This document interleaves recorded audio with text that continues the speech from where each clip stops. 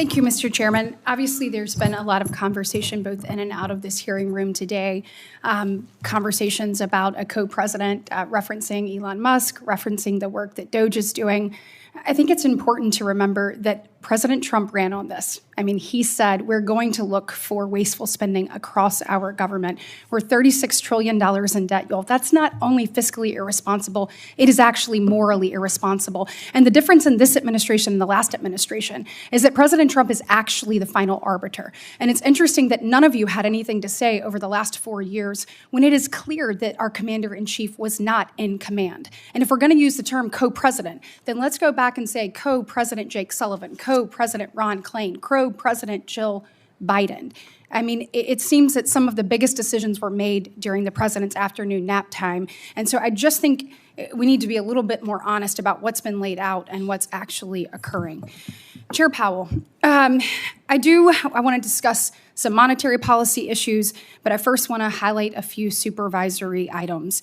We unfortunately started 2023 with several bank failures in which the Fed itself admits its supervisors were, quote, too slow to ask. The question has been asked earlier about who was fired, who was not. I think that there's some real merit to having accountability that we have not seen there.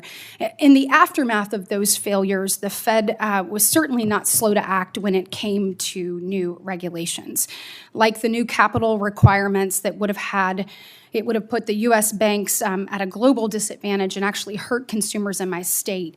The way I look at this is the world came up with a gold standard, and then Vice Chair Barr said, hold my beer.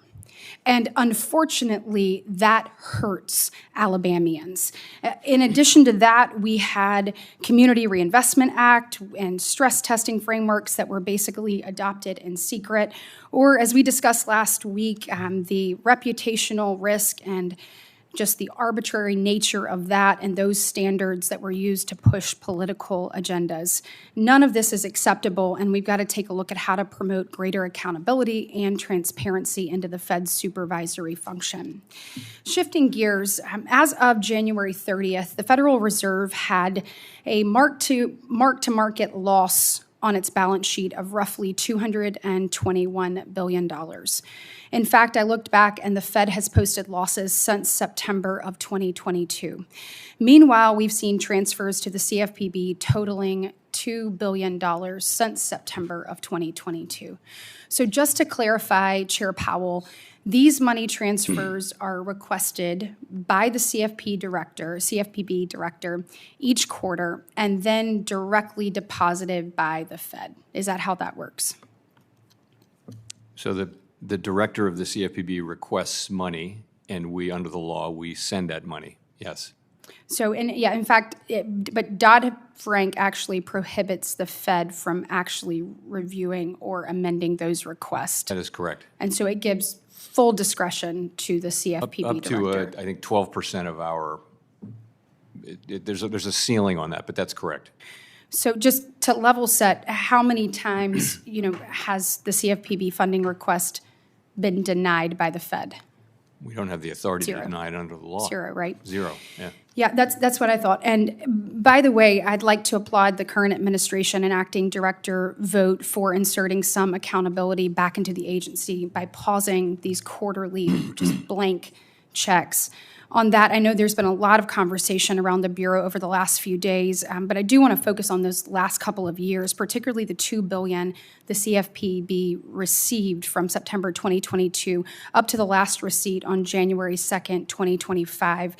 Congress specified in statute that the Fed shall fund the CFPB through the combined earnings of the Federal Reserve System. However, as I mentioned, the Fed has no current earnings. It has a balance sheet of negative $200 billion. So instead of the recent audit statement saying the Fed is funding the CFPB through assessments on its reserve banks, Mr. Chair, there are only two statutes that authorize the Fed to make reserve bank assessments, and neither permit the CFPB to fund transfers. So what authority exactly did the Federal Reserve have to assess the reserve banks in this manner over the last 2 years? I just wanted kind of a fact-finding. We looked at that question very carefully, and it's very clear on the law and the legislative history that we're still required to make those payments to do so. Appreciate it. Thank you.